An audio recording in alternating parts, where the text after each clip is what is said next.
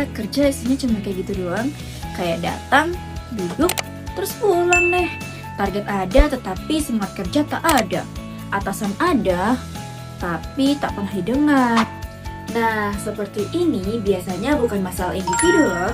Biasanya terjadi karena kurangnya motivasi dan kepemimpinan pada suatu perusahaan. Nah, di video kali ini kita akan membahas tadi kasus di dalam perusahaan karena turunnya motivasi kerja karyawan karena gaya kepemimpinan yang kurang tepat. Di video ini kita akan membahas secara pelan-pelan, santai, tetapi tetap berbobot. Perusahaan yang akan kita bahas kali ini adalah PT Sinar Karya Nusantara, yaitu sebuah perusahaan fiktif yang bergerak di bidang manufaktur alat rumah tangga yang sudah berdiri sejak tahun 2015.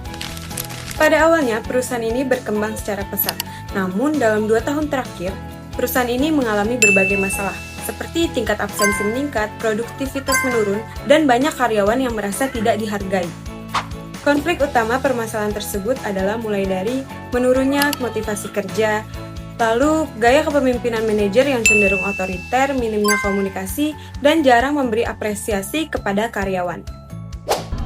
Kalau kita analisis, masalah pada PT Sinar Karya Nusantara ini nggak muncul tiba-tiba.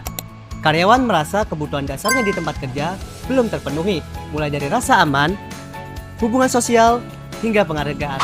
Pemimpin lebih fokus ke target, tapi lupa memperhatikan kondisi timnya. Akibatnya, karyawan bekerja hanya karena kewajiban, bukan karena keinginan.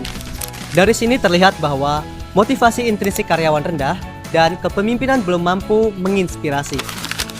Kalau dikaitkan dengan teori, kondisi ini bisa dijelaskan melalui teori hierarki kebutuhan Maslow, yang dimana karyawan ini tidak mencapai kebutuhan penghargaan dan aktualisasi diri karena jarang sekali dilibatkan dalam pengambilan keputusan dan minimnya pengakuan.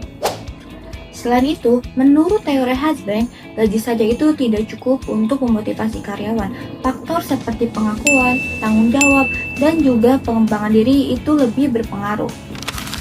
Sebenarnya perusahaan itu sudah mencoba strategi seperti strategi untuk menaikkan insentif, tetapi strategi ini tuh tidak berhasil karena tidak dibarengi dengan perubahan gaya kepemimpinan dan juga perubahan gaya komunikasi.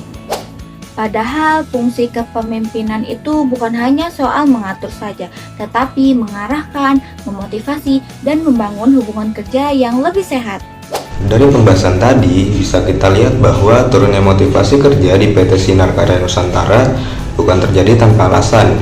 Gaya kepemimpinan yang terbuka, jarang berkomunikasi, dan minim apresiasi membuat karyawan bekerja sekedar menjalankan kewajiban. Oleh karena itu, perubahan cara pemimpin menjadi lebih partisipatif dan menghargai para karyawan sangat dibutuhkan agar semangat kerja kembali tumbuh dan kinerja perusahaan bisa membaik ke depannya.